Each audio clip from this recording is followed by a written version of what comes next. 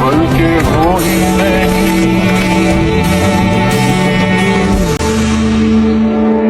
झूठ की जमीन पर फरेब के सारे घर, इनमें रहने वाले तुमको सफेद दिल पत्थर। जिम्मा है ये कुदरत का या खता तुम्हारी है, जो भी है सबब सो है पर सजा हमारी है। হ্যাঁ, আমরা আজকে কথা বলতে যাচ্ছি বাংলাদেশেরই এক লড়াকু সৈনিকের কথা। হয়তো সে কোনো সেনাবাহিনীতে ছিল না, কিন্তু সে ছিল সেই সৈনিক যে কিনা দেশকে রিপ্রেজেন্ট করার জন্য ফ্রি ফায়ার স্পোর্টস টুর্নামেন্ট থেকে জীবনের শেষ পর্যায় পর্যন্ত লড়ে গেছে। তোমরা অনেকেই জানো কয়েকদিন আগে FFBC টুর্নামেন্ট হলো। তো সেই টুর্নামেন্টে তিনি ছিলেন অসুস্থ। এক পর্যায়ে তাকে হসপিটালে ভর্তি করা হয়। এমনকি এটাও শিওর ছিল না যে তিনি গ্র্যান্ড ফাইনাল খেলবেন কিনা, কিন্তু নিজের টিমের জন্য, নিজের দলকে ঠিক রাখার জন্য সে অসুস্থ অবস্থায় গ্র্যান্ড ফাইনাল খেলে। হয়তো সে তার লক্ষ্যে পৌঁছতে পারেনি, কিন্তু তিনি তাও জীবনের শেষ পর্যন্ত চেষ্টা করে গিয়েছে। বর্তমান বাংলাদেশে যেমন ক্রিকেট, ফুটবলের যতটা প্রাধান্য রয়েছে, ততটা প্রাধান্য রয়েছে এই ফ্রি ফায়ার গেমে। নট অনলি ফ্রি ফায়ার, আরো যত গেম আছে like PUBG, call of duty etcetera etcetera. তো সেইগুলো থেকেও অনেক আছে যারা ই স্পোর্টস খেলে। ঠিক আমাদের ফ্রি ফায়ার কমিটিতেও সেরকম একজন ছিল জেবি চিতা। আই হোপ গাইস তোমরা সকলে নাইম আলমকে চিনো। তার হয়তো নাম দেখেছো যে জেবি নাইম আলম। হ্যাঁ, সেই নাইম আলমের টিমের হলো জেবি চিতা। জেবি চিতাকে লড়াকু সৈনিক বলার কারণ হচ্ছে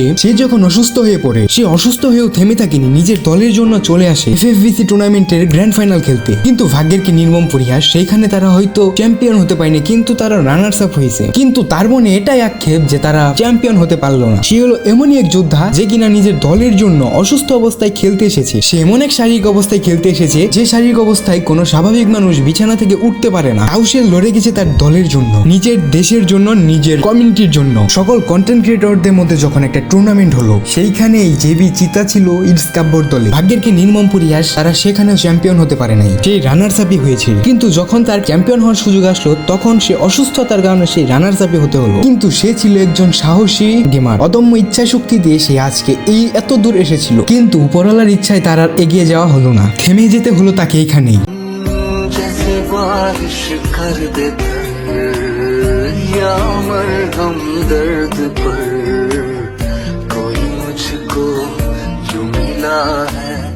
जैसे बंजारे को घर।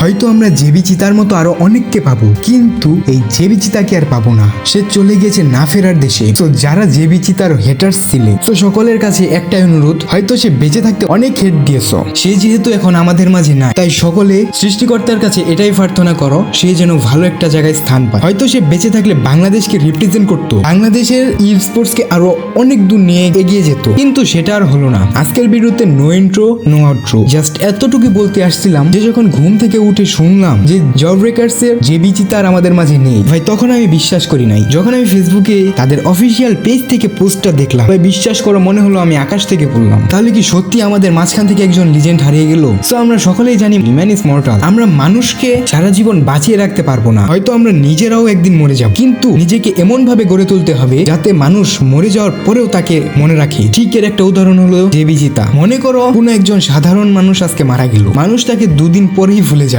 কিন্তু যখন কোনো লড়াকু সৈনিক মারা যায়, মানুষ তাকে আজীবন মনে করতে থাকে। হয়তো তারা কখনো বলবে এই ম্যাচে যদি জেবি চিতা থাকতো তাহলে কেউ পারতো না ম্যাচটা নিতে, হয়তো তারাই ম্যাচটা হাতে নিত। হয়তো গাইস সে আর আমাদের মাঝে ফিরে আসবে না, কিন্তু আমরা তার জন্য দোয়া করতে পারি। তো সকলে তার জন্য প্রার্থনা করবে সে যেন ভালো জায়গায় স্থান পায়। তো আর বেশি কথা বাড়াবো না, আজকের ভিডিওটা এই পর্যন্তই রাখছি। আর গাইস এক্সাম চলছে, তো সেই জন্য ভিডিও দিতে পারতেছি না, বাট আজকে যেহেতু শুক্রবার তাই ভিডিও নিয়ে বসে পড়লাম। আর যারা যারা এখনো আমার র‍্যাপ সংটা শোনো নাই, সকলে যে এই ভিডিওতে ক্লিক করে দেখে নাও। তো আজকের ভিডিওটা এই পর্যন্তই। ভিডিওটা দেখার জন্য সকলকে ধন্যবাদ।